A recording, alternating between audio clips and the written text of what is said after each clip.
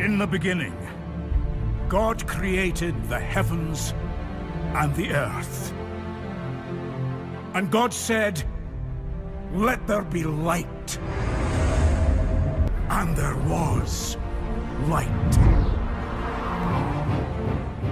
Is the Trinity logical? Do you just take the Trinity on faith alone? Can we explain it in a rational way? Or is it beyond complete comprehension? Of all the commandments, the fourth is the most contested. And how is this acknowledgement made? By keeping the seventh day holy. The book of Leviticus is the third book of the Bible, and it says underneath all of this purity and becoming pure was by eating certain animals. Mapalad ang bumabasa ng salita ng hula. Mapalad ang nakikinig at tumutupad. Mapalad ang nahahapis at sila ay aaliwin. Mapalad ang nagugutom at sila ay bubusugin. Ang magtiis hanggang sa wakas, sila lamang ang maliligtas. Ang magtiis hanggang sa wakas, sila lamang ang siyang maliligtas. Lalaganap ang kasamaan at sila'y magkakaguluhan. Lilitaw ang mga bulaan dito sa sanlibutan. Mag-ipot ang pintuan patungo sa kaligtasan. Malapad ang pintuan tungo sa kapahamakan. Okay, at magandang gabi sa inyo mga kapatid dyan sa comment section, sa dito sa room, at siyempre sa bawat panig ng mundo at bawat panig saan ka man naroon sa iyong bahay, sa kusina, sa kwarto, o kahit saan pa man kayo naroon na nakikinig. Magandang gabi, umaga, tanghali, madaling araw. At nandito na naman po tayo at may pag-uusapan na naman po na isang topic na kanilang napagkasunduan. Ang mag-uusap po ay si kapatid na Fernando ng SDA, affirmative, at ang negative side naman po ay si Ali ng Islam. Ang paksa na kanilang napagkasunduan ay si Pablo ng Bible ay mabuting tao. Okay po, at ang oras po na gagamitin nila ay 10 minutes presentation both sides, 7 minutes cross-examination both side, 10 minutes rebuttal stand both side, and 5 minutes conclusion both side. At bago tayo magsimula, ibabasahin muna natin ang rules.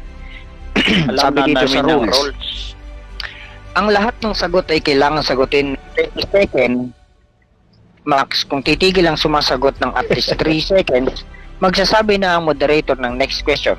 2. Kung categorical ang question, kailangan sumagot ng categorical muna bago magpaliwanag ng hindi lalampas ng 20 seconds, at ang moderator at ang admin ay magbabantay ng 20 second time. 3.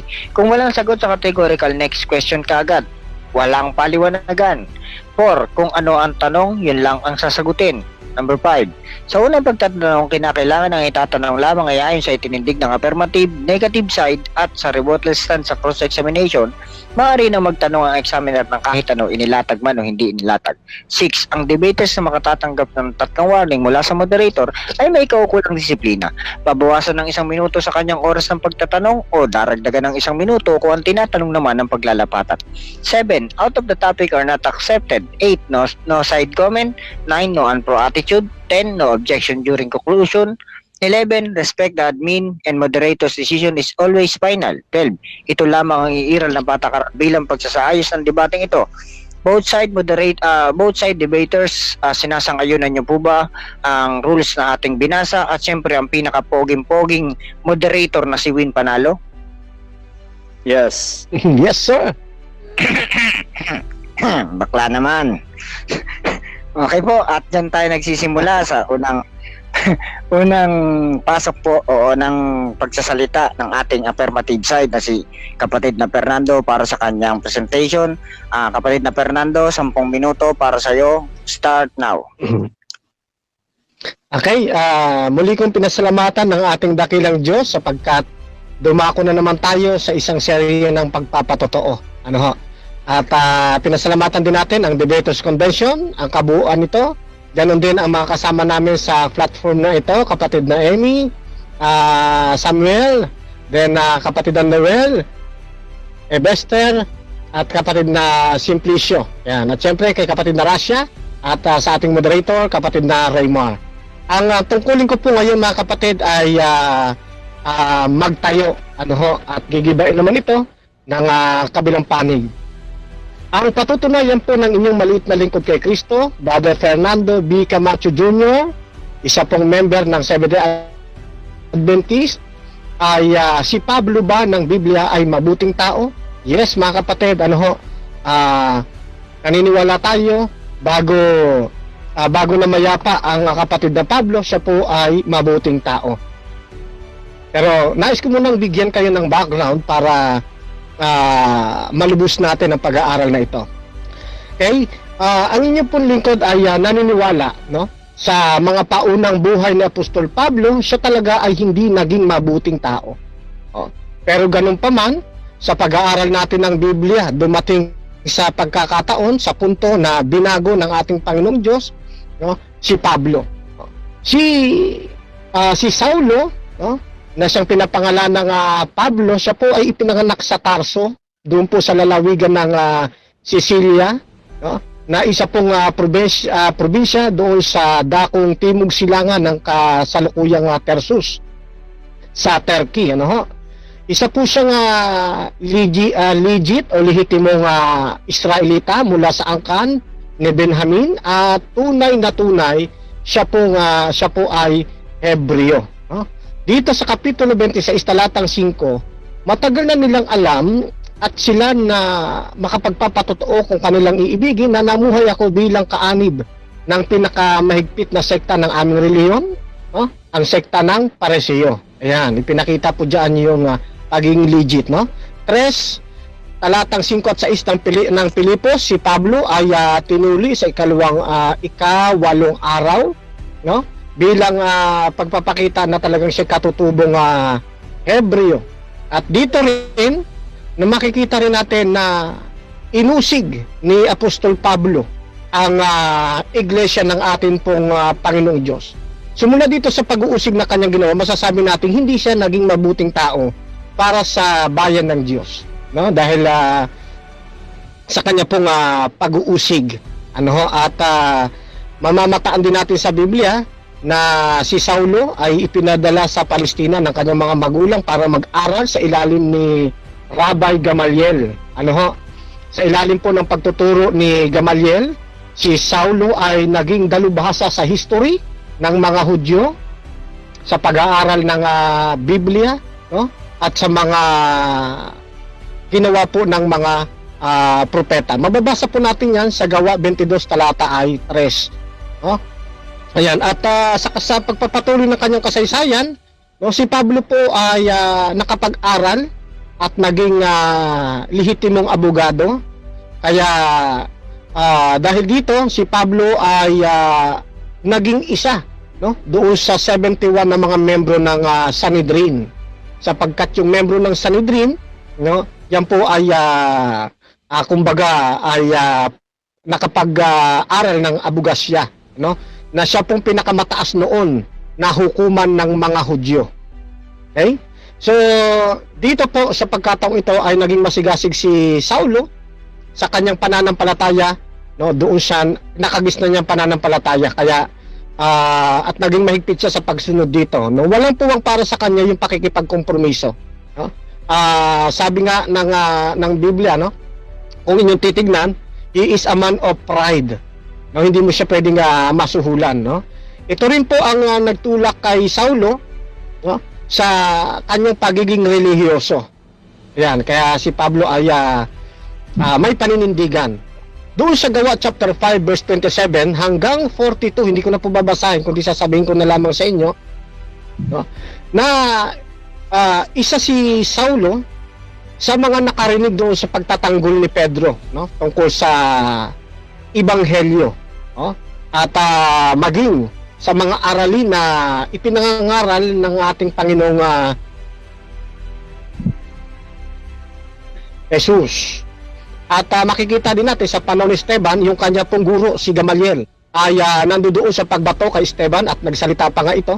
Ano? At maraming naniniwala na si Pablo ay nandoon din, o si Saulo.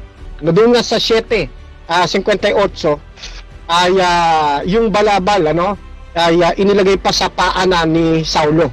Yun, pagkatapos ng kamatayan ni Esteban, nagsimula pa rin yung matinding pag-uusig, no, sa iglesia. Ayan. At sa pagpapatuloy ng kanyang background, mga kapatid, naging makita natin, determinado si Pablo na lipulin yung mga Kristiyano sa pag-aakalang nasa maling landas ang Kristyanismo. Ano? At banta ito sa kanilang pananampalataya. Ayun, kaya makikita na natin sa Gawa 8:3, sinikap ni Pablo wasakin ang mga iglesia, no, wasakin yung mga tinawag ng ating Panginoon. Yan, pinapasok niya yung bahay-bahay, tapos kinakaladkad yung mga sumasampalataya at ibinibilanggo.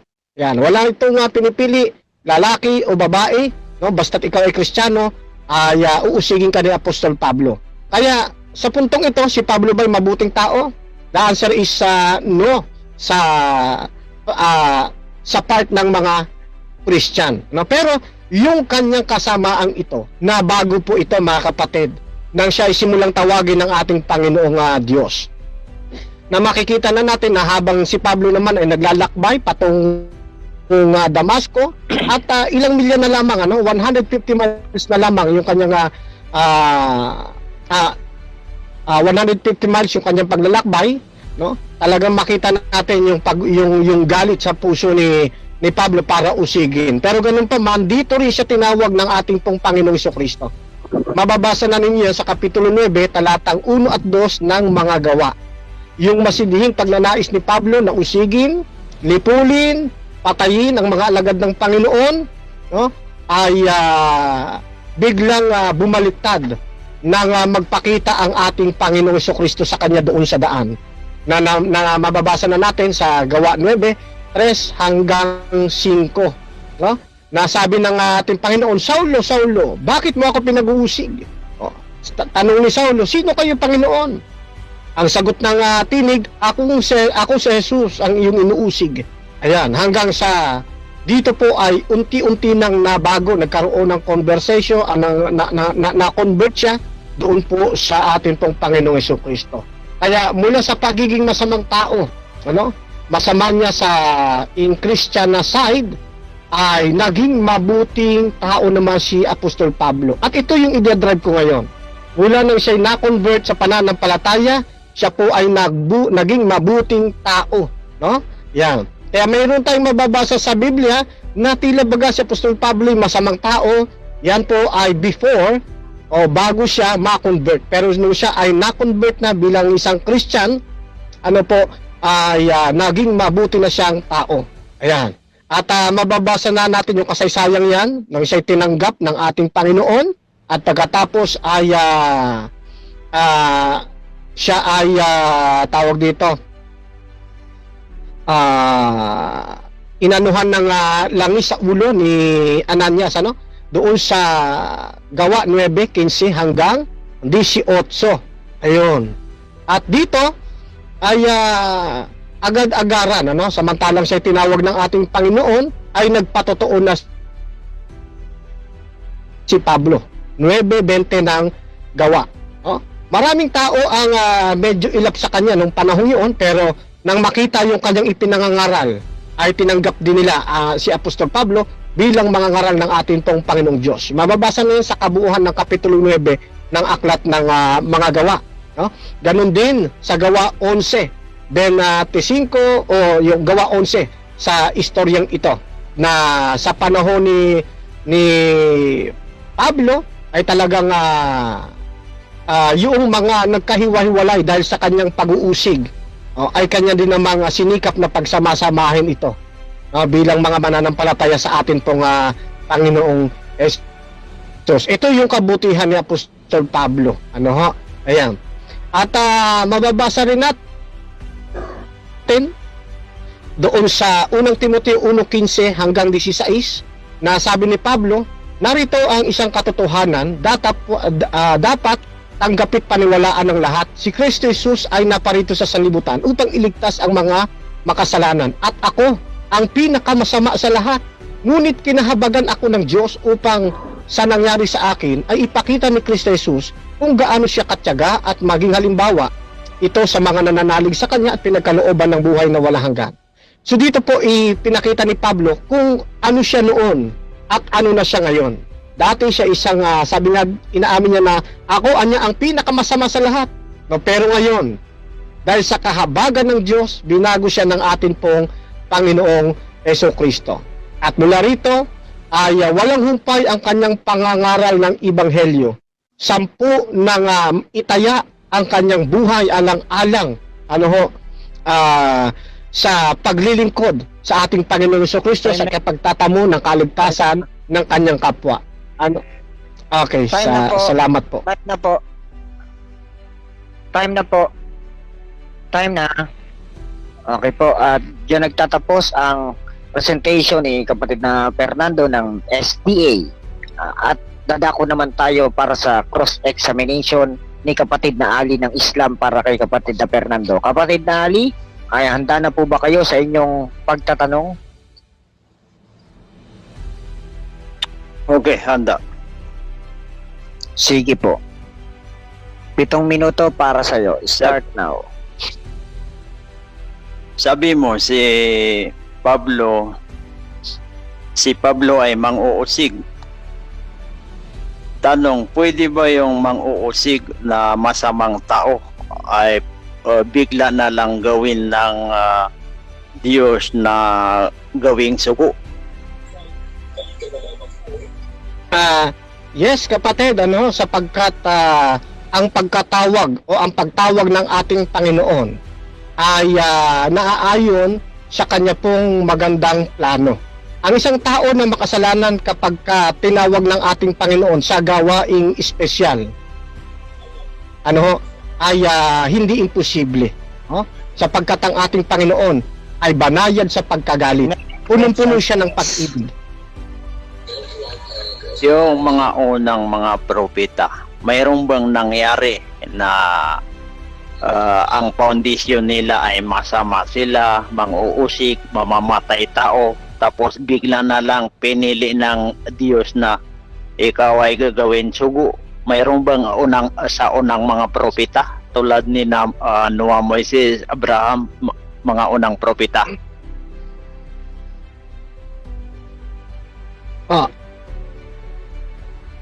Wala po sa kaso nila, sapagkat ang pagkatawag ng Panginoon ay iba-iba, iba-ibang sistema. Mayroong tinawag na sila ay talagang mabait na, mayroon namang tinawag na mga mangingisda na walang pakialam sa salita ng Diyos. Mayroon namang tinawag, iba-iba ang pagkatawag ng Panginoon. Nagkataon lamang sa buhay ni Apostol Pablo. Next question, please. Tinawag siya bilang isang mang-uusig at ito isang magandang pagpapatotoo na siyang katuparan ng... Next question, please. Si Pablo, alam mo bang nabanggit din sa Biblia na siya ay mamamatay tao?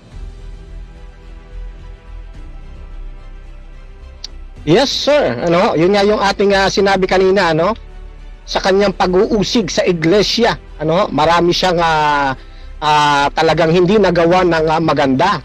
Pero dahil dito, hindi natin pwede husgan si Apostol Pablo nang siya na'y tinawag ng ating Panginoon. Nang siya'y tawagin, pinatawad po yung kanyang kasalanan, at the same time, tinawag po siya sa gawain ng pag-iibanghelyo.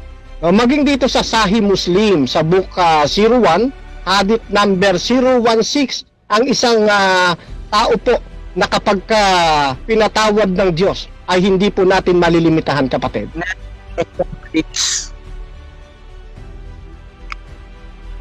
Alam mo ba na mayroong nakasulat sa Biblia na si Pablo ay ulol?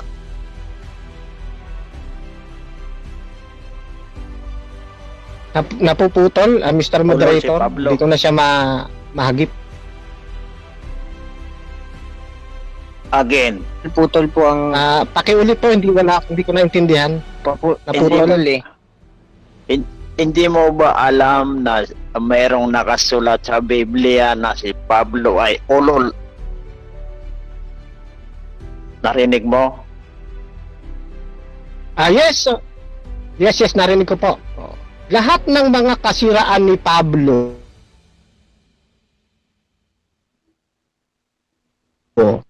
yan po ay bumabackground sa kanyang unang buhay.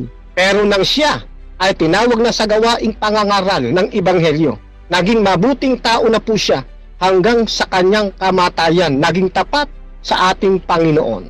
Ayan po magiging sagot natin riyan. Alam mo ba si Pablo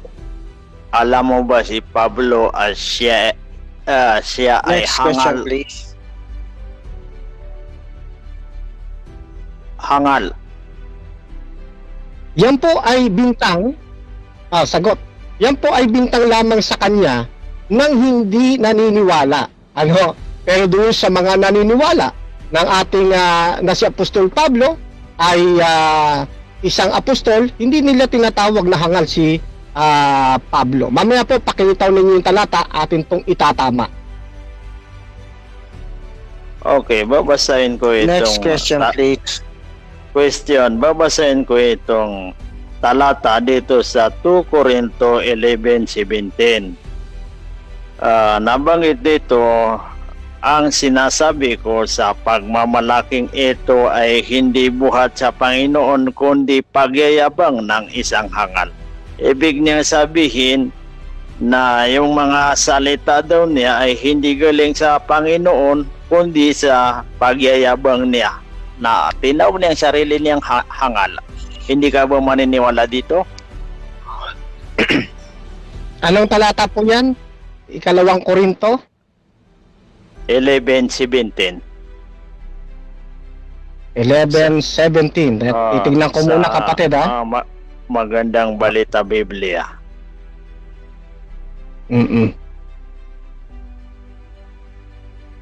Okay, ano po ang ano nyo rito? Nakasulat. Next question, please. Ang ano ko diyan ay yung mga hindi ka ba maniniwala na si Pablo ay isang hangal? Ayun. Hindi po, kapatid. Hangal o pagyayabang. Ganito kasi sabi sa talata, sabi dito, sa akyat lang po sa verse 15, kaya hindi kataka-taka na magkukunwaring lingkod ng katwiran ang kanyang mga lingkod. Hindi kataka-taka na magkukunwaring lingkod ng katwiran ng kanyang mga lingkod, ang kanilang kahinatnan ay ayon lamang sa kanilang magawa. Inuulit ko, huwag isipin ni namang ako'y hangal. Hindi ba? Iniisip kasi ng iba hangal siya. Pero sabi ni Pablo, hindi naman siya hangal. Next question, please. Pero paano kung gano'n ay pinagkontra niya naman dito sa 11:17 na sinabi niya, ang sinasabi ko sa pagmamalaking ito, sinasabi ko siya yun. Ito hindi buhat sa Panginoon kundi pagyayabang ng isang hangal. Di siya yun. Hindi ba yun siya? Itutuloy ko lang po basa, Yan. Inuulit ko, huwag isipin ng sino man na ito po sagot. Inuulit ko, huwag isipin ng sino man na ako'y hangal. Ngunit kung gayon ang inyong iniisip, pero pag-iisip ng iba yan tanggapin niyo ako bilang isang hangal. Ano ba ibig sabihin ng hangal na tinutukoy dito? Mangmang po, kapatid. Mangmang. Ayun. Yan. Upang ako rin ay makapagmalaki ng Question, nga. please. sige, sa presentation ko na lang po mamaya, ilalatag ko po yan. Question. Sa itong nabanggit dito na si Pablo ay hangal.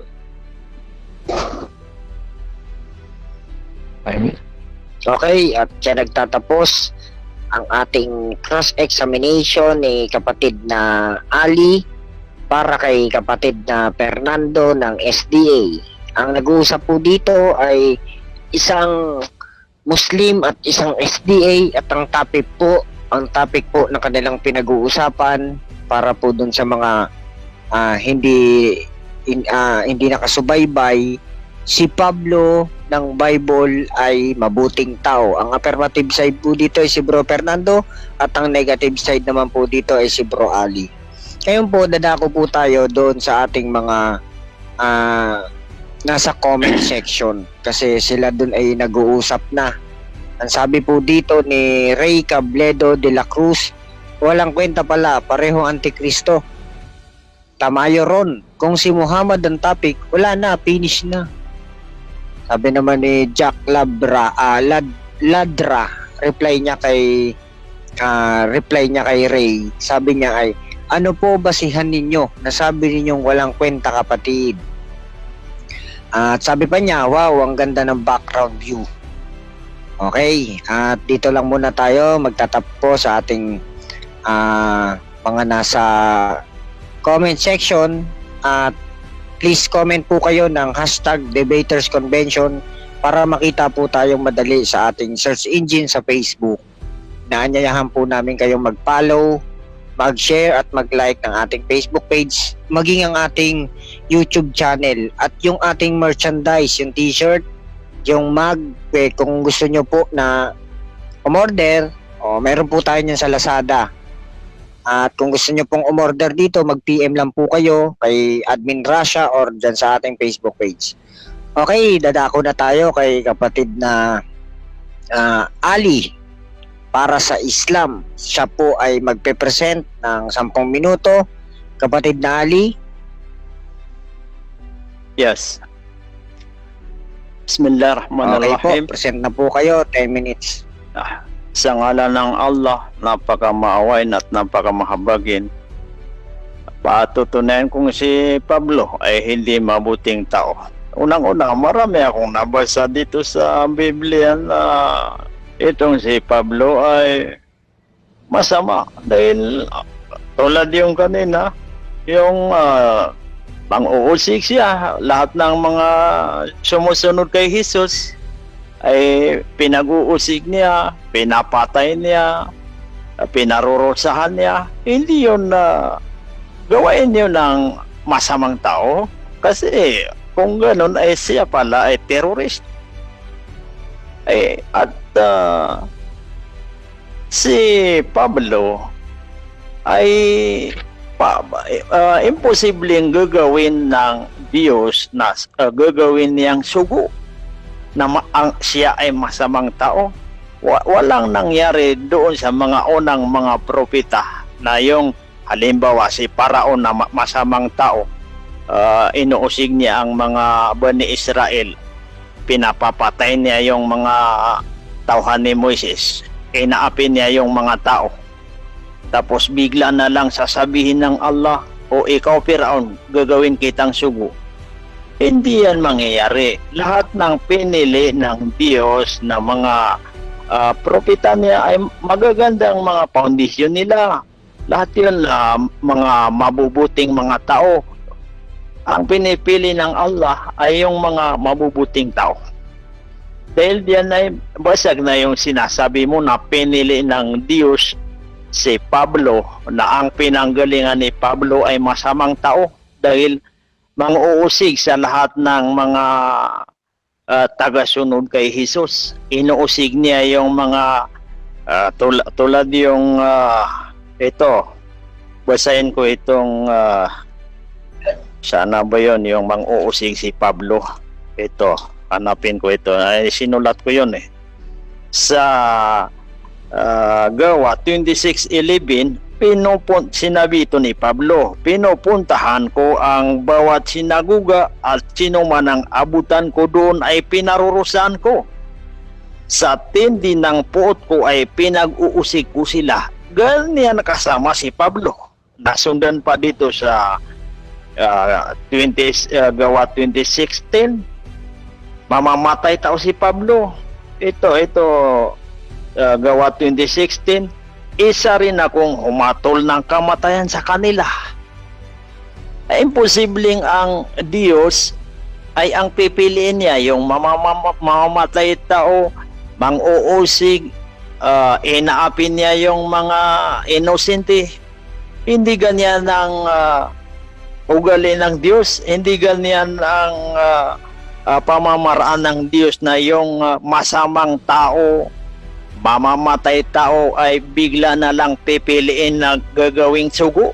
Ang pinipili ng Diyos ay yung mabuting tao, walang dungis, walang gawain masama. Yung malakas ang pananampalataya niya sa Diyos, yun ang pinipili ng Diyos na ginagawa niyang sugo. Yung sinabi mo rin kanina, ano ba yung sinabi mo kanina? Na si Saulo, sinabi ni Jesus kay Saulo na bakit mo ako pinag-uusig, ngayon ay gagawin kitang sugo. Hindi ito dapat gagawin ni Jesus. At yung sinasabi mo na nakarinig siya ng tinig, ay hindi maasahan ang mga salita ni Pablo. Kasi si Pablo lang ang nakukwento niyan. Pansinin mo, ang nanggagaling sa bibig ni Pablo ay nakukontrahan. Dito sa Gawa 9:7 versus dito sa Gawa 9:7 ay si Pablo lang, lahat sila nakarinig ng tinig. Dito naman sa Gawa 22:9 ay hindi si Pablo lang ang nakarinig ng tinig, hindi narinig ng kaniyang mga kasamaan yung tinig.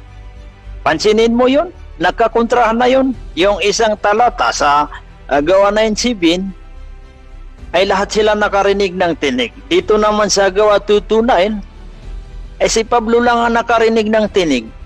Kung ganyan ang nanggagaling sa bibig ni Pablo, ay hindi na mapaniwalaan kahit sa korte. Yung nakukontrahan na salita ng tao ay ibabasura nila. Didiretso sa kanala. Hindi yan matatanggap. Mayroon ding napansin ko na mga galing kay Pablo na nakukontrahan. Yung isang talata doon sa kuwan ay si Pablo lang ang nasubasub, tapos yung naman ikalawang talata ay lahat sila nasubasub. Ano bang tama doon? Ay dahil diyan yung mga galing kay Pablo ay hindi na yon na mapaniwalaan. Ito yung pagkasubasub nila sa lupa. Gawa 2:7, si Pablo lang ang nasubasub sa lupa. Versus Gawa 26:14, lahat daw sila nasubasub sa lupa. Alin ang tama dito? Kaya si Pablo ay hindi maasahan ng nanggagaling sa bibig niya. Kaya yung mga 14 na aklat niya na inihalo diyan sa Biblia ay hindi na yan mapaniwalaan kasi si Pablo ay kontra-kontra ang nanggagaling sa bibig niya.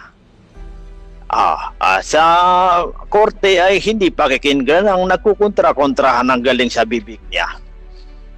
Yan. Itong si Pablo, naitanong ko rin sa iyo kanina, itong si Pablo ay ulol siya. 2 Corinto 5:13, sapagkat kung kami ay maging ulol ay para sa Diyos, o maging mahinahon ay para sa tao. Ay paano yung mga sulat ni Pablo na 14 na aklat inihalo sa Biblia kung si Pablo ay magiging ulol. Paano kung hindi siya matino sa oras na yon? Anong isusulat niya doon sa mga aklat niya? Siyempre, yung mga kathang isip niya. Kasi nagiging ulol siya eh. Ibig sabihin ng ulol ay baliw din yan. Asong ulol. Kaya ito si Pablo ay hindi ito mabuting tao. Sorry lang ito kasi topic lang natin ito. Ito ay nababasa ko lang ito sa Biblia. Hindi ko naman sinisiraan ito si Pablo. Ang binabasa ko lang yung mga sulat niya. Itong si Pablo ay hindi ko paniniwalaan ito kasi inamin niyang ulol siya. Ano ba yun? Baligtad pa si Pablo kung para daw sa Diyos ay magiging ulol siya, pero kung para daw sa tao ay matino siya. Dapat doon matino sa Diyos kahit na masama sa paningin ng mga tao, ay ang importante matino siya sa paningin ng Diyos. Ito baliktad dito siya. Kung para daw sa Diyos ay ulol siya. Hindi maasahan ito si Pablo. Yang mga aklat niya yan sa Bagong Tipan, hindi yan maasahan. At yung naitanong ko rin sa iyo kanina, hangal si Pablo. Ibig sabihin, mangmang. Hindi mo ito matanggap. Paano mo hindi matanggapin dito sa Biblia? 2 Corinto 11:17. Ang sinasabi ko sa pagmamalaking ito ay hindi buhat sa Panginoon kundi pagyayabang ng isang hangal. Kaya dito, yung mga salita ni Pablo ay hindi na dapat mapaniwalaan kasi hangal kuno si Pablo eh. Hangal daw eh. At hindi daw galing sa Diyos yung mga salita niya. Galing daw yun sa pagyayabang niya. Pagyayabang ng isang hangal. Dahil diyan ay basag na yung sinasabi mong mabuting tao si Pablo. Baluktot siya kasi bakit siya nagsusulat ng mga aklat daw? Tapos siya pala ay mangmang, hangal.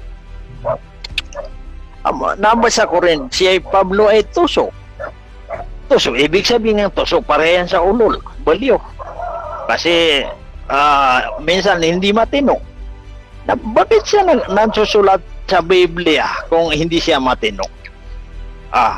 2 Corinto 12:16. Datapwat magkagayon man, ako'y hindi pasan sa inyo. Time na. Okay po, at dyan nagtatapos ang presentation ni kapatid na Ali ng Islam, at dadako naman po tayo para sa cross-examination ni kapatid na Fernando ng SDA. Kapatid na Fernando, handa na po ba kayo para sa 7 minuto ng iyong pagtatanong? Yes, sir. Okay po. Okay, sige next. po, umpisahan niyo na po kapatid. Okay. Opo. Sige po, una ko pong tanong. Yan, una ko pong tanong, kapatid na Ustad, no? Ginamit nyo yung 2 Corinthians chapter 12 verse 16. Nang wika diyan ay datapwat magkagayon man ako hindi naging pasan sa inyo kundi dahil sa pagkatuso ko. Yun, nagkubli kayo sa salitang pagiging tuso. Tanong. May kadugtong ang tanong kayo. ko po, ay hinuli ko kayo sa daya. Dahil sa pagkatuso ko. Ay hinuli dito ko muna ako kayo sa daya. sige. Doon sa pagkatuso, kaninong paniniwala ito? Opo, teka lang, moderators time si po. Kasi Pablo. nag-anuhan kayo. Teka lang. Ako muna po, moderator muna po ang magsasalita. Nag-anuhan kayo, nagsasalubungan kayo eh. Nalilate yung isa, kaya yung isa sumasagot. Yun naman ay, naiintindihan naman natin kasi una, mahina talaga yung signal natin. Sige po, tanong na po kayo, kapatid na Fernando. Next question po. Okay. Yes, apo. Thank you. Nakalagay dito, yung pinagkublan nyo, yung pagiging tuso at pagiging yung sa daya. Ito ba ay sinasabi ni Pablo para sa kanyang sarili o ito yung ibinibintang sa kanila ng iba? Pakisagot po.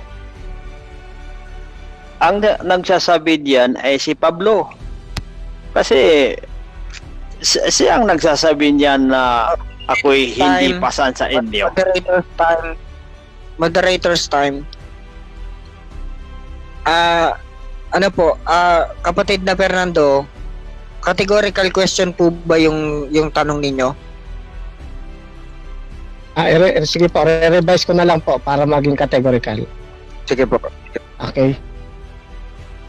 Kasi Okay. hindi po nasasagot Ito ni... bang 2 Corinthians? Yes. Ito po bang 2 Corinthians chapter 12 verse 16 sa pagiging tuso at panguhuli niya sa daya? Ito ba ay bintang tawag dito? Ito ba ay ayon lamang sa sabi-sabi ng iba? O base ito sa paniniwala ni Apostol Pablo na tuso talaga siya? No, tuso ba talaga si Pablo o ito'y sabi-sabi lamang ng iba? Tuso talaga si Pablo. Kailangan po. Dahil siyang nagsasabi diyan. Tuso. Yung 22 ko. Basahin ko itong nandito. Datapwat magkagayon man, ako'y hindi pasan sa inyo, kundi dahil sa pagkatuso ko. Ibig sabihin, sarili niya ang nagsasalita. Ay hinuli ko kayo sa daya. Si Pablo ang umamin dito. Hindi ito nakukwento ng hindi nagbibintang yung mga tao kasi siya ang nagsasalita nito. Okay. Next question. Lipat naman ako dito sa 2 Corinthians chapter 5 verse 13. Ayan. So, nabasa niyo po dyan kung kami ay maging mga ulol. Ano ho? So, ang tanong ko po sa inyo, yung bang pagiging, yung bang ulol dito, ano po yan sa tekstong Grego? Kasi, yan po 2 Corinthians chapter 5 verse 13, hango po yan o translation mula sa Greek text. Para mapagtibay natin na siya nga ay ulol, ano po yan sa tekstong Grego? Hindi ko alam sa tekstong Grego kasi hindi ko kailangan ng mga Grego. Ang importante, naiintindihan ko ang kahulugan ng ulol. Naiintindihan ko naman ito, hindi ko kailangan ng maghanap pa ng ibang salin na mga Grego. Naiintindihan ko itong Tagalog. Ito, babasahin ko. 2 Corinto 5:13, sapagkat kung kami ay maging ulol ay para sa Diyos. Next question, please.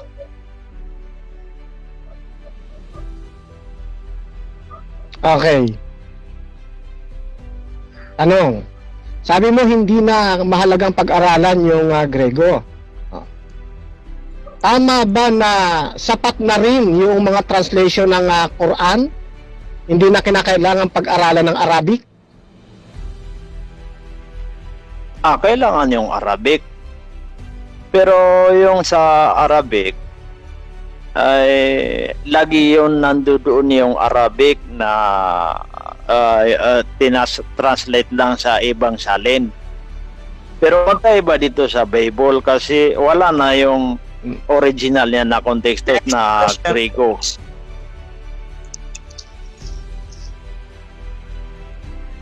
Okay. Next question. Bakit sa Quran, ano ho? Ito, next question. Bakit sa Quran, hindi dapat manangan lang sa translation, kundi dapat ding pag-aralan ng Arabic kahit na ang Quran hindi original na? Ano ho? Bakit pagdating sa Bible, hindi pwede? Hindi kaya bias yung iyong pagtatrato, Mr. Negative? Ang kaibahan doon sa Quran namin ay laging mayroon yung Arabic. Mayroon yung Arabic tapos kasunod yung meaning. Pero dito sa Biblia, walang original na Grego na nakasunod ang meaning. Kaya hindi na kailangan yung mga original niya na Grego. Okay. Next question. Halimbawa, merong isang taong mamamatay tao, tapos nakulong, nahatulan ng pagkabilanggo, no? Isa siyang kriminal. Ngayon, doon sa kulungan, nakarinig siya ng pangangaral patungkol sa kay Allah. Ano ho? Yan. Then, nang narinig niya yung aral sa tungkol kay Allah, niyakap niya ito. Pagkatapos, nung lumabas siya, Time na. time na? Oo, time na po. At Sige. dyan po nagtatapos ang cross-examination ni kapatid na Fernando ng SDA at dadako naman po tayo sa rebuttal stand. Pero bago tayo magsimula ay magbabasa muna tayo ng mga nasa comment section. Sabi dito, yan, ito ang sabi ni Ramon. Papalo na all.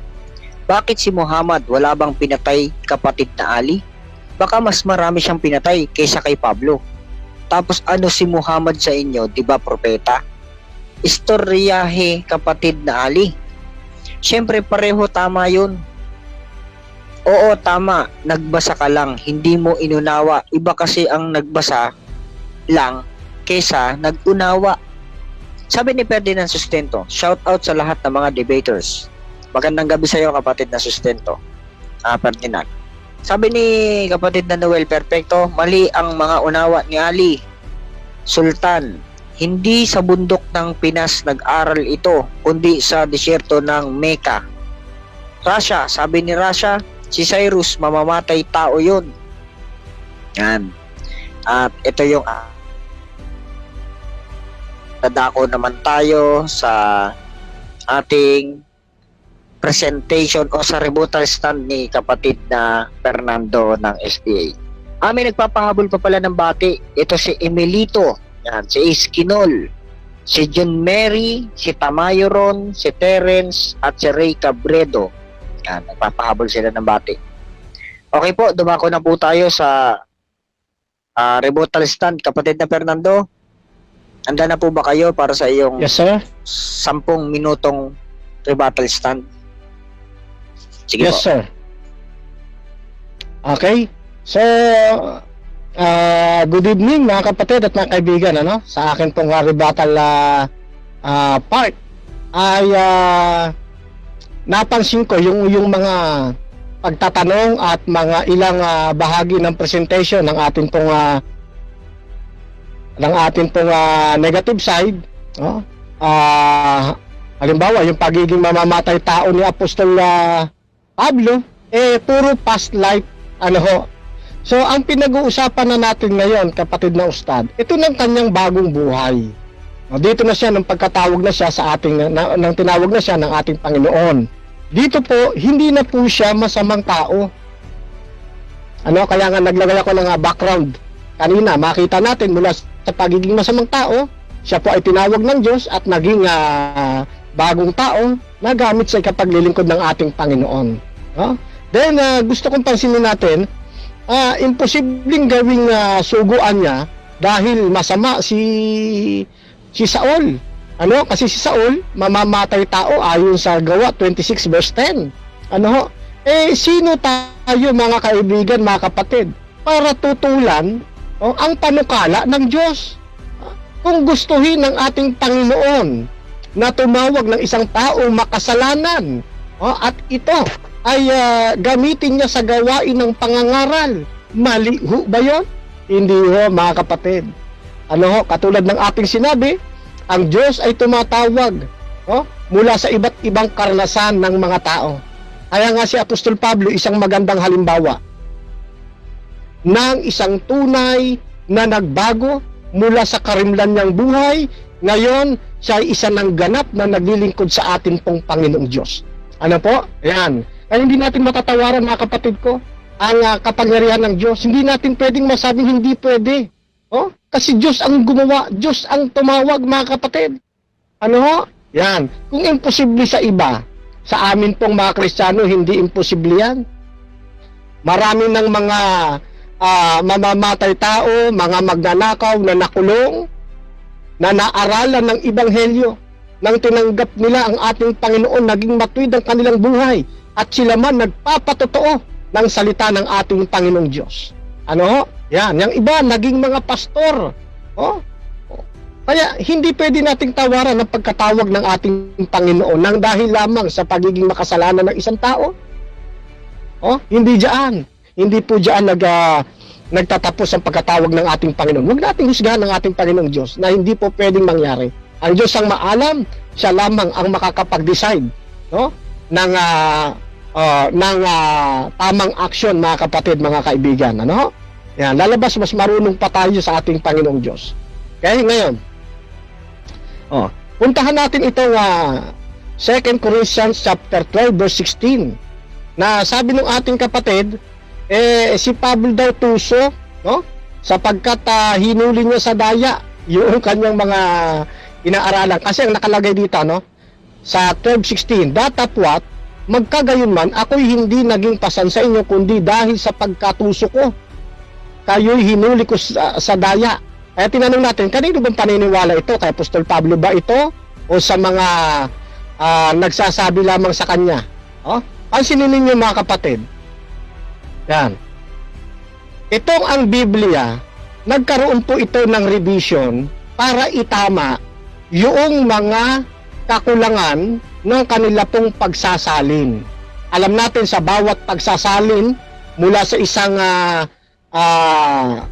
lingwahe, itutungo ito sa iba, may mga kahinaan ng lalabas dito sa pagsasalin. Bilang pagtutuwid, mga kapatid, no? Ganito ang ating mababasa, no? Dito sa ang bagong ang Biblia. Sana naunawan ito ng ating kaibigan. Ano? Sabi rito, sa talata rin ito, ako'y hindi naging pasanin sa inyo.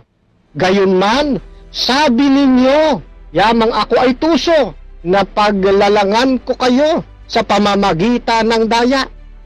Sino daw po nagsabi na siya ay tuso? Hindi si Apostol Pablo, kundi yung mga tao, mga kaibigan, mga kapatid.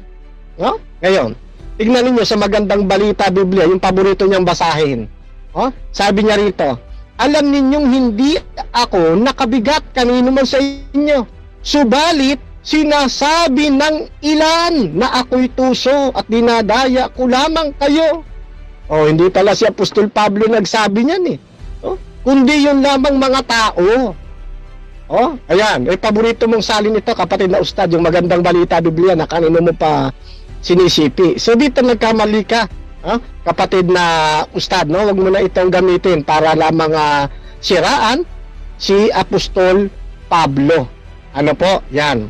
Ngayon, puntahan ko itong 2 Corinthians 4:16, no? 2 Corinthians 12:16 pala, 12:16, yung pagiging tuso. Ayan, sabi dito, datapwat magkagayon man, ako hindi naging pasan sa inyo, kundi dahil sa pagkatuso ko, ako'y, ito na nga yung sinasagot ko, no? Yung isa, yung, gusto ko yung sa may ulol. Anong talata nga ba yun? Teka. Ayan, ito, 5:13 pala ng 2 Korinto. Sapagkat kung kami ay maging mga ulol ay para sa Diyos, o maging kami ay mahinahon ang pag-iisip ay para sa inyo. Dito po ay kinublihan po ng ating kaibigan yung pong salitang ulol. Ano? Pero mapapansin natin, the same doon sa pagkakaroon ng revised edition o pagtatama, ano, yung may mga kakulangan, yung pagkukulang dito sa kabilang sa naunang pagsalin, itinatama po ito pagdating sa kanyang panibagong pagsasalin. Ito yung ibig sabihin ng mga translation, nag-upgrade po sila. Ano ho? Yan. Na dito, mababasa natin sa ang Biblia, kung kami ay wala sa aming sarili, ito ay para sa Diyos. Kung kami ay nasa matinong pag-iisip, ito ay para sa inyo. Yan. Kasi alam niyo mga kapatid, no, hinahanap natin ano ba kako sa Greek text yung salitang pinagkunan doon sa salitang ulol. Ano po? Ayan, hindi ho mabanggit ng ating kausap. Oh. Kaya tinanong natin, sabi niya, hindi na mahalaga pag-aralan ang Greek. Nung tinanong natin, bakit sa Quran? Oh, dapat ba tama na lang yung sa translation, hindi na tayo hindi na natin dapat unawain yung tawag dito, yung Arabic? Biglang kumambyo yung kapatid. Pagdating sa Quran, dapat pag-aralan. Bakit ganon? Pagdating sa Biblia, hindi pwedeng pag-aralan ang Greek. Ang katwiran niya, kasi wala na daw yung original na Greek text. Ano po? Tama yun, wala na yung original na Greek text. Pero, mayroong mga kopya, bunga ng transmission, yung Greek text. At itong bahaging ito, hindi ito namamali doon sa original. Kasi, lahat ng Greek text manuscript, na meron tayo ngayon na mga kopya ng original, iisa sinasabi. Hindi kagaya ng Quran, lahat ng bahagi ng Quran, binago na. Sinunog yung una. Ito, mga bago na lang ito. Kaya mas lalong hindi mo mapapaganuhan yan. Kasi hindi naman yan nagkaroon ng transmission. Mas lalong hindi mo mapapagkatiwalaan yan kung ikukumpara mo dito sa pinag-aaralan nating Biblia. Ngayon, bakit ko nabanggit yon?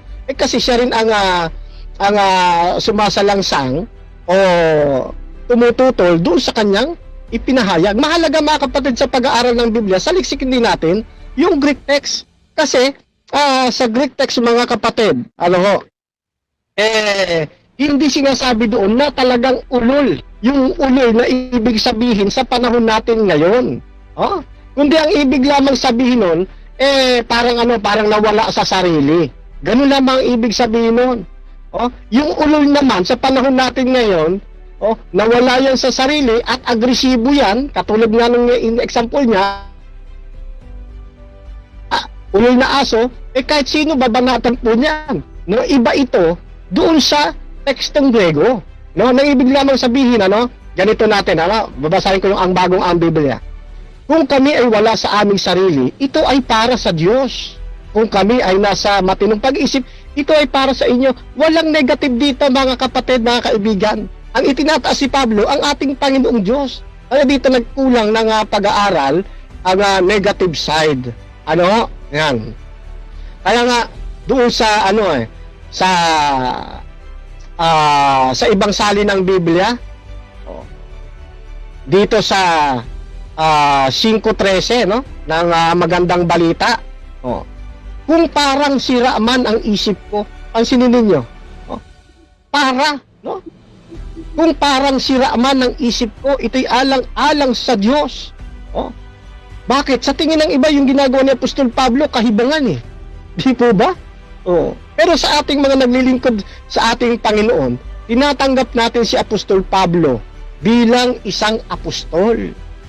Ayan, So, kaya walang masyadong mahina yung pong sinasabi, yung pong pangangatwiran ng ating pong kaibigan. Then, punta ako dito sa pinag-kontra niya, yung Acts 9:7 na narinig ni Pablo, yung kanyang tinig, yung tinig ng ating Panginoong Diyos, pagkatapos sa Gawa 22, hindi narinig ng mga tao yung tinig ng Diyos. Hindi lamang po naunawaan ng ating pong kaibigan na hindi ito magkakontra. Hindi ito magkakontra. Sa 9, talaga naman narinig ni Pablo, yung tinig. Sa 22 ng Gawa, talatang 9, talaga naman hindi rin naman narinig ng tawag dito ng kasama niya yung kanyang tinig. Sa papaanong paraan? Balik ulit tayo sa tekstong Grego mga kapatid. Yan ay kumakahulugan mga kaibigan, mga kapatid, mamaya ko itatanong yung Greek text nito, pagka ginalaw niya ulit itong 22:6, Kasi dito mga kapatid, totoo po na narinig ni Pablo, hindi narinig na makasama ni Pablo yung tinig, kasi hindi ito isang pananalita ng mga Hudyo, nang ibig sabihin hindi nila naunawaan kung ano yung napakinggan ni Apostol Pablo. Yo, kaya ang drive nila hindi nila narinig. Pero ang pinaka main point po nila, ano ho, ang tawag dito ay Hebraism. Ayan, ano? So hindi nila naintindihan kung ano yung binabanggit ng tinig kay Apostol Pablo. Yan, ano? So sana binuksan ng kapatid yung pag-aaral patungkol dito sa Hebraism system. No, para maintindihan niya ano ba ibig sabihin ng hindi nila narinig ang tinig at saka narinig ang tinig. So dito masyadong weak po ito, no? Yan. Hindi ito makatutulong sa pagsira niya kay Apostol Pablo. Ano po? Yan. So maraming mga katunayan si Apostol Pablo ay mabuting tao nang siya po itinawag ng ating Panginoon. Halimbawa, doon sa Roma 12:2, o itinuturo ni Apostol Pablo na mag-iba tayo ng pag-iisip, huwag tayong sumunod sa takbo ng sanlibutan ito, kundi ang isipin natin kung ano yung makabubutit na kalulugod sa Diyos. Masama ba yun? Hindi ho, mabuti po yan. Ano? Alin pa? 10:31 ng unang Korinto. Kung kayo'y magsisikain, umiinom, ano man ang inyong ginagawa, gawin ninyo ang lahat sa ikaluluwalhati ng Diyos. Masama bang aral yon? Hindi ho, mga kapatid eh. Ang ginagawa lang ng ating kaibigan, humahanap ng tila baga ipagkokontra para palitawin masamang tao si Apostol Pablo nang siya tinawag na ng Diyos. Ano hindi ho? Nang tinawag siya ng Diyos. Time na po. Okay. Okay, ba't dyan nagtatapos Sige. ang rebuttal stand ni kapatid na Fernando ng SDA at dadako na tayo sa cross-examination ni kapatid na Ali ng Islam. Kapatid na Ali, handa na po ba kayo para sa 7 minutong cross-examination? Yes. Sige po, umpisahan na po ninyo. Yung sinasabi mo na yung Toso ay hindi si Pablo ang nagsasalita niyan. Hindi ka ba naniniwala sa ang nakalagay doon na dahil sa pagkatoso ko? Ibig sabihin, nandun yung ko. Siya yun. Bakit hindi ka maniwala doon? Kung hindi ka maniwala doon ay dapat palitan mo ang nasa Biblia.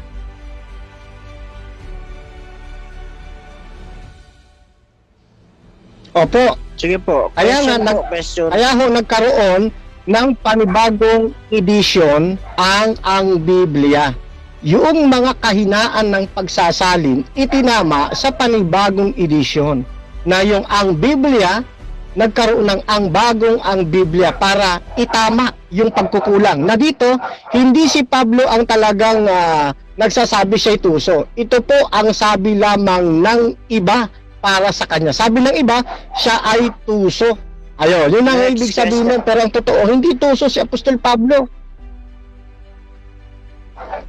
Ibig mong sabihin, yung King James Version, hindi mo paniniwalaan dahil ang paniniwalaan mo yung bagong Biblia. Ganun ba?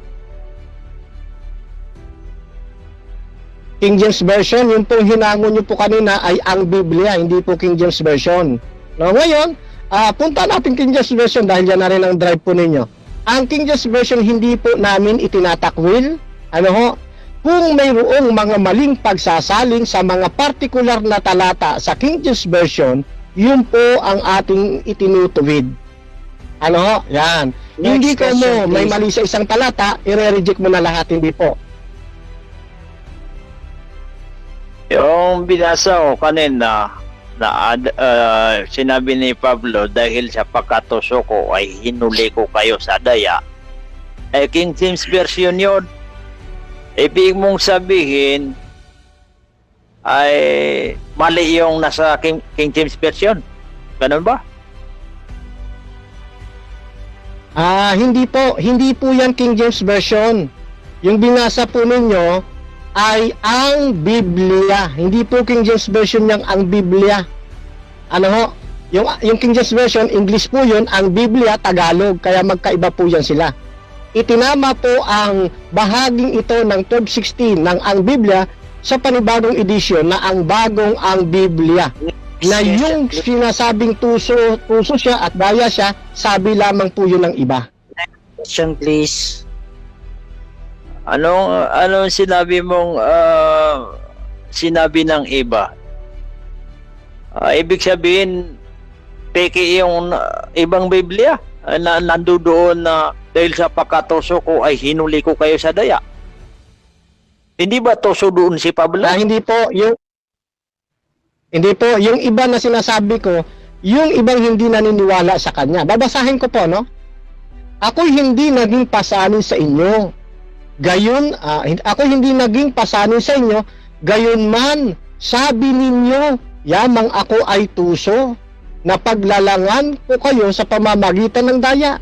Yun po ay sinasabi lamang nung iba, no? Nung sinasabi ng iba kay Pablo. Hindi ko sinasabi yung ibang salin. Ibig mong sabihin, itong nasa Biblia na quote ko na yung ito, basahin kong mabuti. Hindi tayo magkaintindihan dito. Ito ang nakasulat dito. 2 Corinto 12:16. Datapwat magkagayon man ako'y hindi pasan sa inyo, kundi dahil sa pagkatuso ko ay hinuli ko kayo sa daya. Si Pablo ito ang nagsasalita nito. Kasi pagkatuso ko ay hinuli ko kayo sa daya. Apa, bakit mong sasabihin na hindi si Pablo?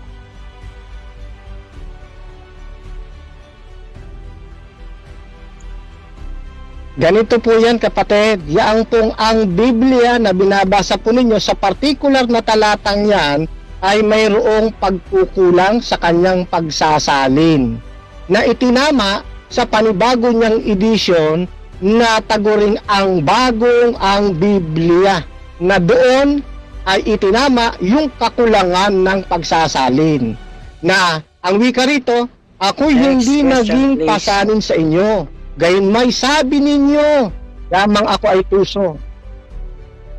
Next question, please. Okay, next. Ay, iwanan ko na lang yan. Yung nabanggit sa yung ulol, tungkol naman sa ulol, pagkaulol ni Pablo. 2 Corinto 5:13, sapagkat kung kami ay maging ulol ay para sa Diyos o maging mahinahon ay para sa tao. Ang tanong ko, kung sa oras na ulol si Pablo, mapanaligan ba yung isinulat niya na 14 na aklat?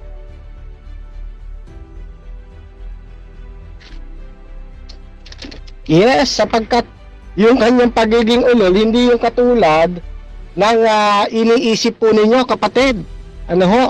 At yung pagiging ulol dyan, hindi nga yan yung ulol sa panahon natin ngayon. Ang ibig lamang sabihin yan, kung parang sira man ang isip ko, ito'y alang-alang sa Diyos. Ano ho? Yan, yung mga kahibangan na iniisip ng iba sa kanya, sa ikatataas yan ang pangalan ng atin pong Panginoon.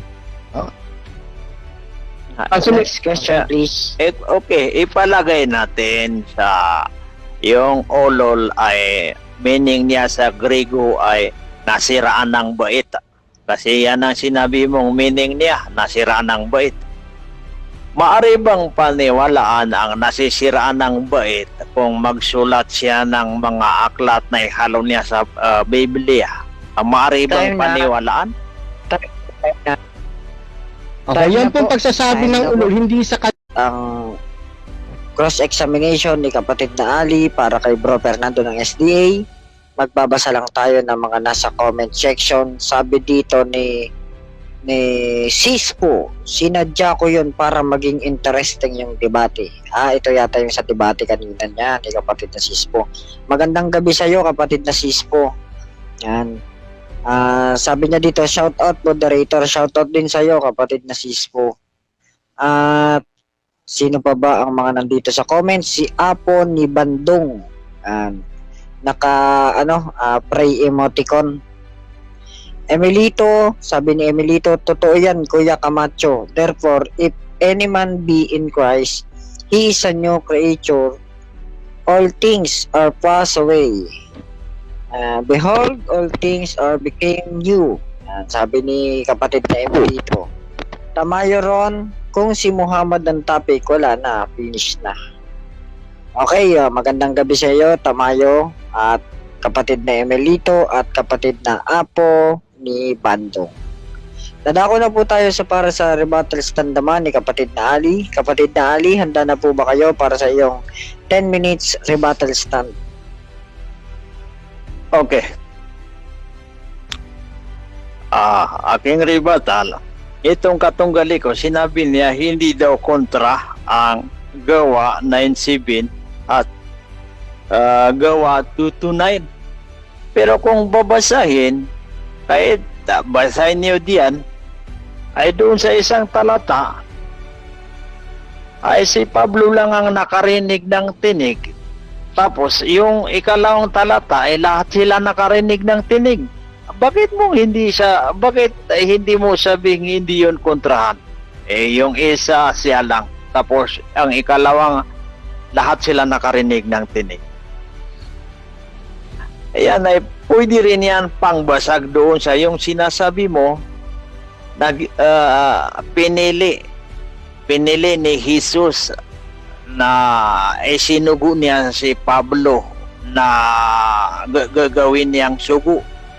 Hindi na dapat paniwalaan si Pablo kasi iba-ibang nanggagaling sa kanyang bibig. At isa pa, yung ibinibigay ko kanina na pinagkukontra niya sa isang talata, lahat sila nasubasub sa lupa. Yung ibang kabilang talata, siya lang daw ang nasubasub sa lupa. Basag na naman yung pagpuri mo kay Pablo kasi kontra-kontra yung nanggagaling sa bibig niya. Yan. Yung mga sinasabi mo na si Pablo ay bagong buhay. Kahit sabihin mong bagong buhay kung nakukontrahan yung mga salita niya. Yung sinasabi mo na hindi tuso si Pablo, basahin natin muli. Basahin natin. Ito. 2 Corinto 12:16, datapat magkagayon man, ako'y hindi pasan sa inyo, kundi dahil sa pagkatuso ko, ay hinuli ko kayo sa daya. Ito, tuso dito si Pablo kasi siyang nagsasalita nito. At mandaraya din dito si Pablo kasi hinuli daw tayo sa daya. Kaya mandaraya ito si Pablo. Kaya hindi na mabuting tao, hindi na matuwid na tao. At mayroon din akong nabasa sa Biblia na sinungaling si Pablo. Roma 3:7. Sa pamamagitan ng aking kasinungalingan, lalong sumagana ang kaluwalhatian ng Diyos. Yung pagsabi niya ng aking kasinungalingan ay inamin niya yon, sinungaling siya. Kaya yung mga aklat ni Pablo na inihalo sa Biblia ay hindi dapat paniwalaan. Itong aklat ni Pablo, siya na mismo ang nagsabi na doon sa 1 Corinto 16:1, 1 Corinto 16:21, siya daw ang may akda nito sa mga aklat na isinulat niya. Itong Roma, 1 Corinto, 2 Corinto, 1 Thessalonica, 2 Thessalonica, Galatia, 1 Timoteo, 2 Timoteo, Tito, Efeso, Pilipos, Colosas, Filemon, at Hebreo. 14 ito na isinulat ni Pablo. Kaya hindi dapat paniwalaan ito dahil si Pablo ay hangal, siya ay ulol, sinungaling, tuso. Pasensya lang. Pero ito, nababasa ko lang sa Biblia. Kaya dahil sa ito ang topic natin, ay pinanindigan ko. Kaya ito, hindi ko paniwala si Pablo dahil maraming naisulat dito sa Biblia na mga kamalian ni Pablo. Mga kamalian ni Pablo. Napansin ko rin sa mga sulat ni Pablo yung pagkontra niya sa mga kautusan. Iniutos doon sa Genesis 17:3 na si Abraham ay dapat magpatuli at yung mga sumunod sa kanya. Kinontra ni Pablo na kung ikaw ay naniniwala kay Jesus ay huwag kang magpatuli. Sino man ang magpatuli ay walang mapapakinabangan gantimpala kay Jesus. Yan ay kasinungalingan niya ni Pablo. Bakit niya kukontrahin ang kautusan ng Diyos? Marami akong nabasa na mga salita ng Diyos na yung salita ng Diyos ay dapat isagawa. Dapat ito pa yung mga salita ng Diyos. Saan ba yun? Sandali, hahanapin ko yung mga salita ng Diyos o salita ni Moises na dapat yung mga kautusan ay sundin. Ngunit si Pablo ay iba ang sa kanya kontra sa ito. Diyos ang nagsalita, Diyos sa Biblia, Deuteronomy 12:32, sinabi ng Diyos, sundin ninyo mabuti ang lahat ng iniutos sa inyo, walang labis, walang kulang. Yun, yung kautusan kailangan sundin. Si Propeta Moises, Deuteronomy 27:26, sumpay ng sino mang hindi papasakop sa at susunod sa kautosang ito. Kailangan sundin yung mga kautusan. Si Jesus naman, sinabi niya, Juan 9:4, kailangan gawin natin ang mga ipinagagawa nang nagsugo sa akin habang may araw pa. Ibig sabihin, kailangan sundin yung mga kautusan ng Diyos. Ang kautusan ng Diyos ay kilalanin ang nag-iisang Diyos. Yan. Ngunit si Pablo ay ang sagot niya, hindi ko hangad na maging matuwid sa kautusan. Ano ba ito si Pablo? Ibig sabihin niya, hindi niya susundin ang kautusan. Hindi ko hangad maging matuwid sa kautusan, kundi sa pananalig kay Kristo. Dahil dito kontra si Pablo doon sa mga propeta, doon sa Diyos. Kontra si Pablo. Dahil diyan, mali dito si Pablo. Hindi ko paniniwalaan ito si Pablo. Hindi ko paniniwalaan. Marami pang nabanggit dyan na si Pablo ay mamamatay tao.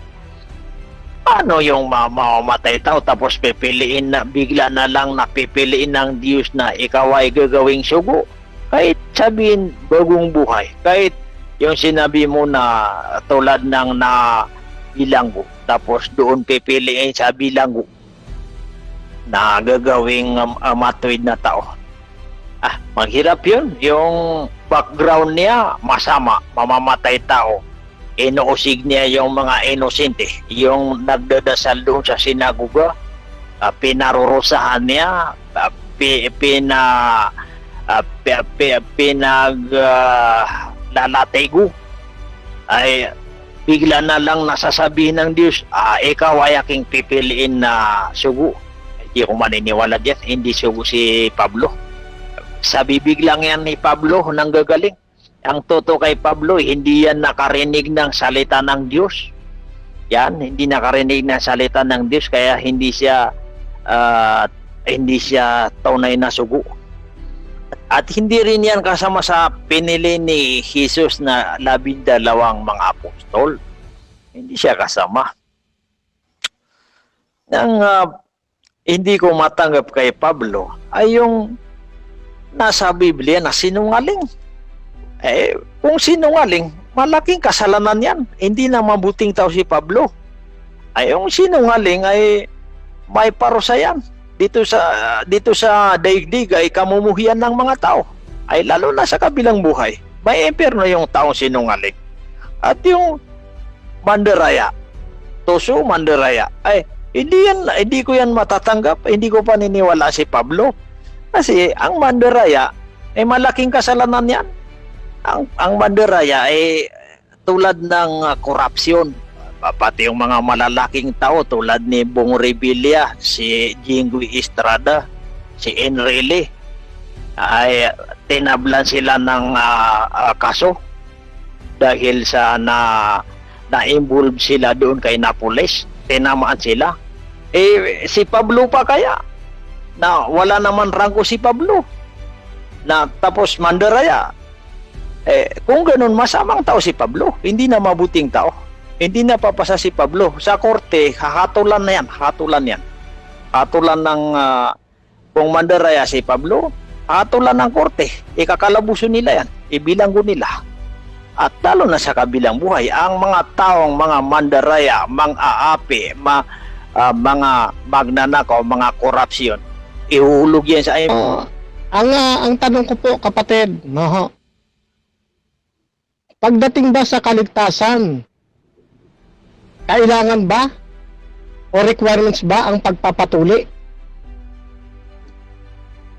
Kung kautusan ng Diyos, ay kailangan isagawa para malugod ang Diyos.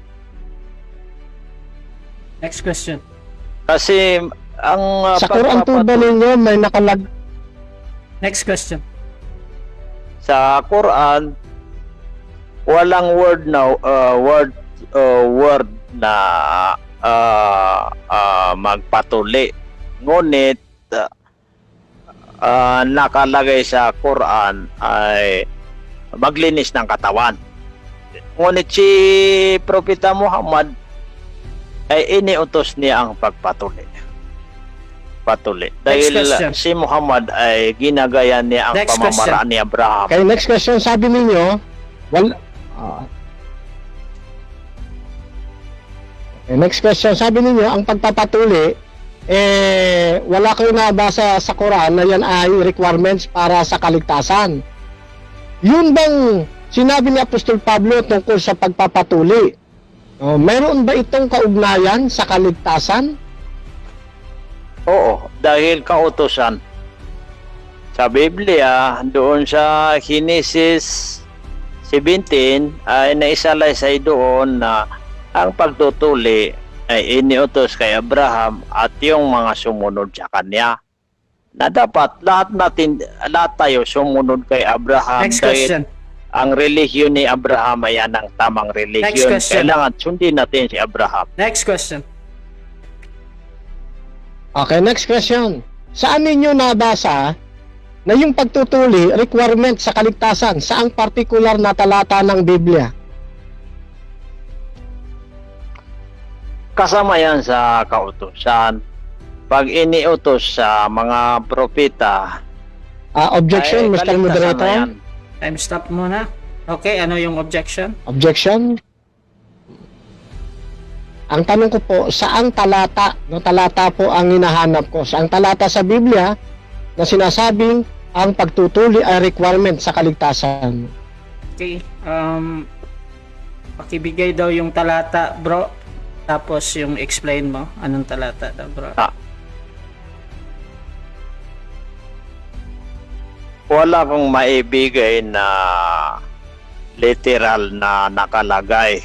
Ngunit ang maibibigay ko ay yung ganun pa rin na sinabi ng Diyos, ang kautusan ay dapat sundin, walang labis, walang kulang. Next question. Kasama yan sa kautusan dahil nung iutos ni...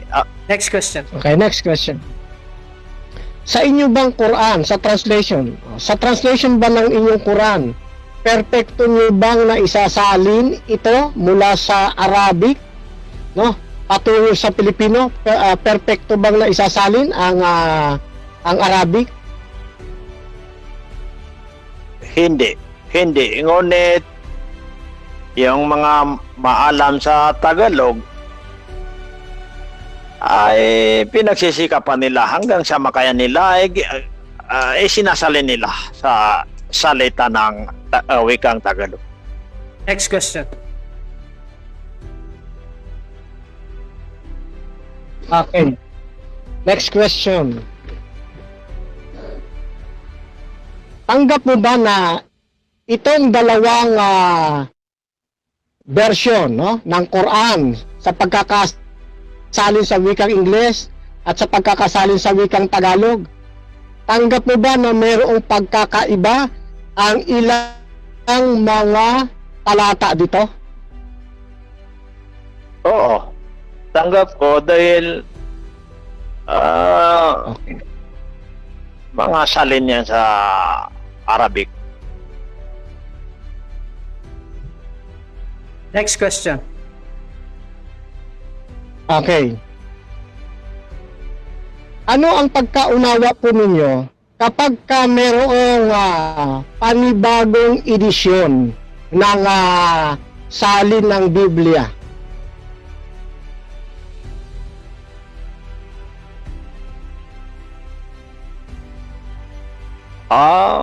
Kung may ibang edisyon sa Biblia, hindi ko na pinoproblema yan. Yan ang sagot ko. Next question. Okay. So, ang Quran ba sa kanyang pagsasalin, may mga makabago bang edition ding inilalabas?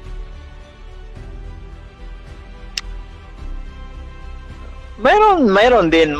Iba-iba ang nagsalin diyan sa Quran. Minsan, nagkakaiba yung mga salin, ngunit kung balikan yung original, ay makukuha yung original na meaning dahil hindi naman mawawala yung original na context niya sa Arabic. Next question.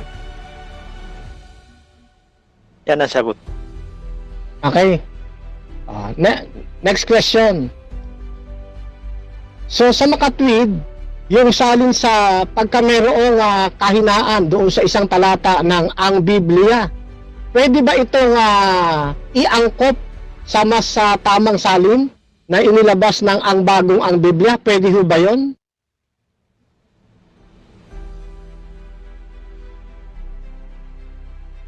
Pwede. Walang problema sa akin. Kahit anong isalin niyo sa Biblia. Next question. Okay, next question. Meron kang bang mababasa sa Biblia na si Pablo nung siya ay tinawag na ng ating Panginoon, tinalikuran na niya kanyang buhay? May mababasa ka ba sa Biblia na siya ay masamang tao?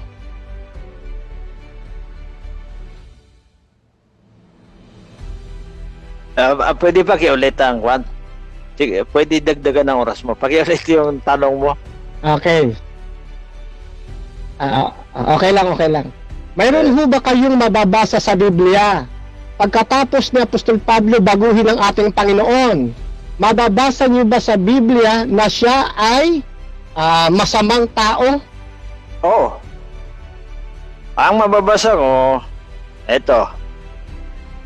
Ang mababasa ko na si Pablo ay masamang tao dito ay dahil dito rin sa sinulat ko. Ano ba yung sinulat ko? Ito, kinopya ko ito sa kinopya ko ito sa Biblia. Time na time. Oops. Bakit kaya nawala yun? Time na. Okay. Pwede ko magsagot, moderator? Thank you. Salamat. Time na, bro. Salamat. Okay. So, dadako na tayo sa ating 5-minute na konklusyon. Siyempre, mauuna ang ating negative dito. Ali Sultan. Pwede mo basahin dito, bro? Kung mauna. Okay. So, 5 minutes para sa iyo, bro. Proceed, bro. Yes. Ito ang masasabi ko na salita ito ni Pablo mula nang sumunod siya kay Jesus. Itong nabanggit na hangal. Kasi ang nakasulat dito sa 2 Corinto 11:17, ang sinasabi ko sa pagmamalaking ito ay hindi buhat sa Panginoon kundi pagyayabang ng isang hangal. Ibig niya sabihin dito, yung mga salita daw niya na ginawa niyang mga aklat ay hindi daw galing sa Panginoon. Nasabi kong siya ay nagbagong buhay na dito dahil gumagawa na ng aklat eh. Pag gumagawa na ng aklat ay kung ganon ay hindi niya hinahabol yung mga tagasunod kay Jesus. Kaya nagbagong buhay na dito kasi gumagawa na ng aklat eh. Gumagawa na ng aklat. Ngunit itong ginagawa niya ay sinabi niya na hindi daw galing sa Panginoon, kundi sa pagyayabang niya ng isang hangal daw siya. Masama siya dito kasi mayabang eh. Pag mayabang ay masama, hindi mabuting tao. Hangal eh. Bubo daw eh. Bakit siya gagawa ng aklat kung siya ay mangmang? Hindi pwede gumawa ng aklat yung mangmang kasi kung ganoon ay mag-isip lang na maggawa lang siya ng kathang isip niya na sasabihin niya ito ay salita ng Diyos. Tulad yung pagsabi niya na huwag kayong magpatuli. Wala kayong mapapala kay Kristo na gantimpala. Kahangalan niya na salita. Kasi kung ganun ay kukontrahin niya yung mga kautusan ng Diyos. Grabe si Pablo. Hindi yan dapat na isulat niya sa Biblia. Kung ganun, gusto niya mga supot ang maniniwala sa kay Jesus. Supot. Hindi pwede sundan ng aral ni Pablo. Nabasa ko pa doon sa kadugtong ng salita niya doon sa Galatia 12. Kung nagpupumilit kang magpatuli, ay isagad mo na lang. Parang gusto niya na magpakapon na lang yung magpatuli. Grabe si Pablo. Hindi yan dapat sundin. Kaya ako, hindi ko susundin si Pablo. Hindi ko susundin. Hindi ko rin maniniwala na siya ay pinili ng Diyos na sinugo. Bakit siya pipiliin? Siya ay mamamatay tao. Siya ay kinakalaban niya yung mga tagasunod kay Jesus. Tapos bigla na lang pipiliin ni Jesus na ikaw ay pipiliin ko, gagawin kong sugo. Hindi ako maniniwala kay Pablo. Yan. Itong mga naisulat ko, pasensya lang kayo kung masakit kasi ito ang naging topic natin. Kailangan ko depensahan yung mga pinagsasabi mo. Yun. At yung mga nabanggit doon na si Pablo ay tuso. Totoo yun kasi nagsalita doon ay siya.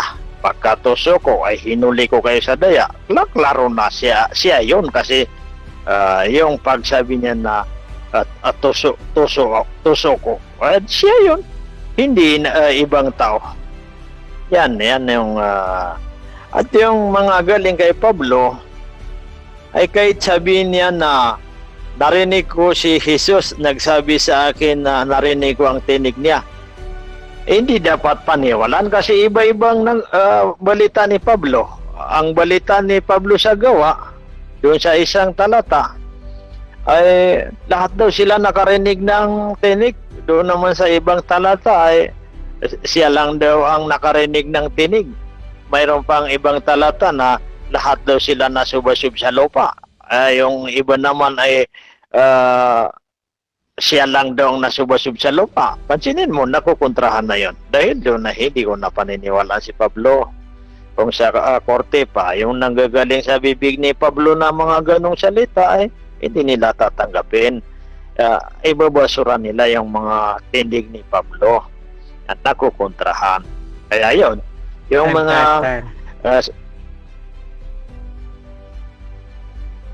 okay, so dyan nagtatapos ang conclusion ni Bro Ali Sultan ng Islam.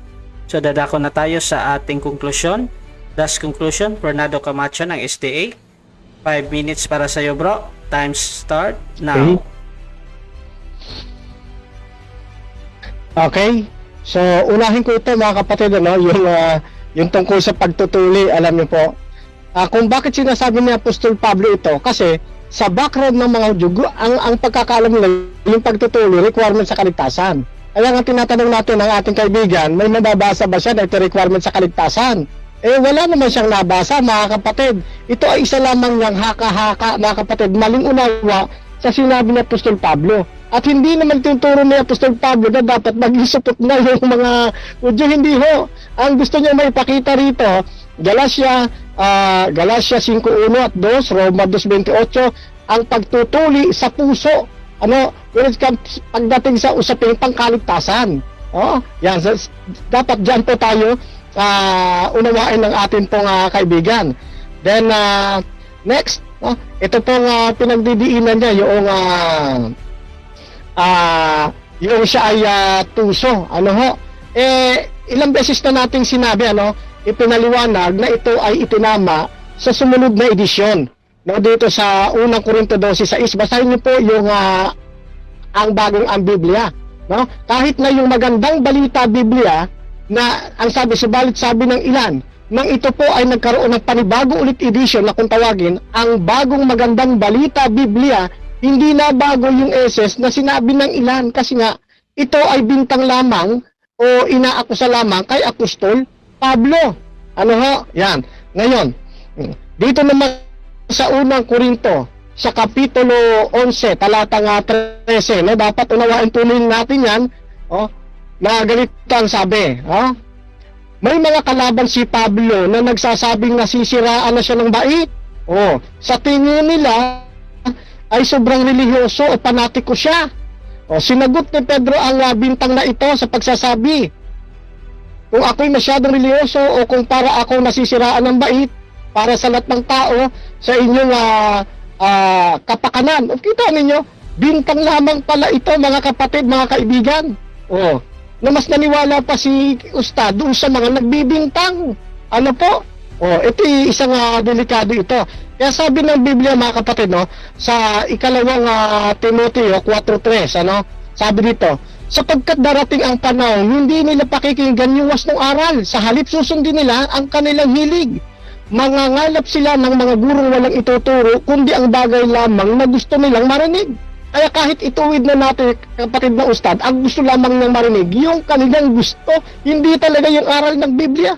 Sila yung sinasabi doon sa awit 56 talatang 5, na buong araw binabaliktad ang salita ng Diyos. Biruin po ninyo, kaliwa-liwanag na sinasabi ng Biblia, ayaw ho tanggapin. Yan. Dito sa Roma 7, yung binabanggit niya kasinungalingan, ewan ko kung anong talata yan, gusto ko nga basahin sa inyo, Roma 3:8. Bakit na hindi natin sasabihin gumagawa tayo ng masama kung mabuti ang maging bunga nito? Ganyan daw ang itinuturo ko, sabi ng mga maninira sa akin. So lahat ng mga negatibo na nagsasabing siya sinungaling, kung ano-ano pa, yun ay bunga ng paninira sa kanya, mga kaibigan, mga kapatid.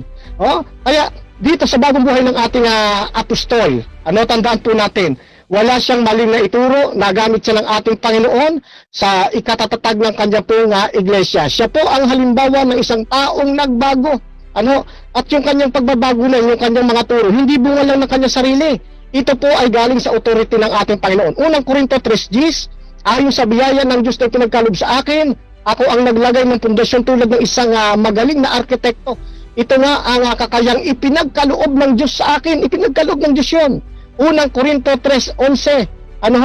Yan. Unang Timoteo 1:12. Yan po ay isang gampanin na ibinigay kay Apostol Pablo. Kaya kung sa iba, hindi siya apostol, sa aming mga Kristiyano, siya po ay apostol. Sapagkat lahat ng katangian ng pagiging apostol naganap sa kanya. Kahit na siya'y dating masamang tao, na ngayon tinawag siya ng ating Panginoon sa ikatatatag ng kanya pong iglesia. Kaya sa pagkakataong ito, mga kapatid, kung ikukumpara ko ang buhay ni Apostol Pablo kay Muhammad, dito na ako kay Apostol Pablo. Si Muhammad, nang tinawag ni Allah, nanatili siya sa balakyot na kalagayan. Biluin ninyo kung ano itinuturo ni Muhammad na lihi sa katotohanan. Batang-bata, pakakasalan, gagawing asawa, labag ito sa panuntunan ng Biblia. Si Apostol Pablo, na natiling maayos ang kanyang paniniwala sa Diyos. Walang bahid ng kalikuan, bagamat siya ay sinisiraan ng mga tao. Okay, salamat po. So, yan. At nabitin yung ating mga debater, no? So, napakaganda yung ating topic ngayon. Ali Sultan ng Islam versus Fernando Camacho ng SDA. Ang topic nila, si Pablo ay isang mabuting tao. So, affirmative dyan si Fernando Camacho. Tsaka negative, of course, si Ali Sultan. So, bibigyan ko at least ng 1 minuto na pasasalamat. This is not a rebuttal. At tapos na po ang ating debate. So, pasasalamat at meron kayong gustong batiin or meron kayong mga programa sa inyong mga gawain, sa inyong kinaaniban, is dito nyo ipahayag. Unahin ko na yung ating affirmative, si Fernando Camacho. 1 minuto, bro. Yes, yes, pinasalamatan ko ang ating Panginoon sa pagkatatapos tayo ng maayos. Ano ho? Ganon din yung ating mga nasa platform. Ayan, hindi ko na kayo isa-isahin, ano? Kayo po ay aking pinasalamatan. Hindi nyo kami iniwan dito sa platform. Kay kapatid na Russia, no? Siyempre sa akin pong masarap kausap, no? Kapatid na Ali. At shout out na rin kay kapatid na Christian Savior. Ayan. At sundan po ninyo ko sa aking YouTube channel, mga kapatid. Type nyo lamang po Fernando B. Camacho Jr. Lalabas na po dyan ang programa nating Back to the Truth Ministry. Diyan po sa ating comment section, ano man ang inyo pong komento, yan ay mapa negative o positive, ipagpapasalamat ko po yan, mga kaibigan. At patuloy nyo subaybayan ang programa nating ito na dito po sa ating platform, sa Debaters Convention Group. Ano ho? At marami tayong matututunan sa bagay na ito. Okay? Binabalik ko na po ang mic sa ating pong moderator. Okay, salamat. At yan po si Fernando Camacho ng SDA. So, Bro Ali, Bro Ali Sultan ng Islam, bro. Pasasalamat, bro. 1 minute, bro. Yes, magpasalamat ako dito sa programang Debaters Convention at itong nandito sa Rome si Bro Russia, itong si Bro Fernando Camacho, si Noel Perfecto, si Rimar Caballero at si Simplicio Lorenzo Viloria at ito si Ventilador at lahat ng nakikinig diyan sa labas, yung mga nagko-comment, magandang gabi sa inyo at yung mga Muslim, salam sa inyo, sumainyo ang kapayapaan, happy Ramadan.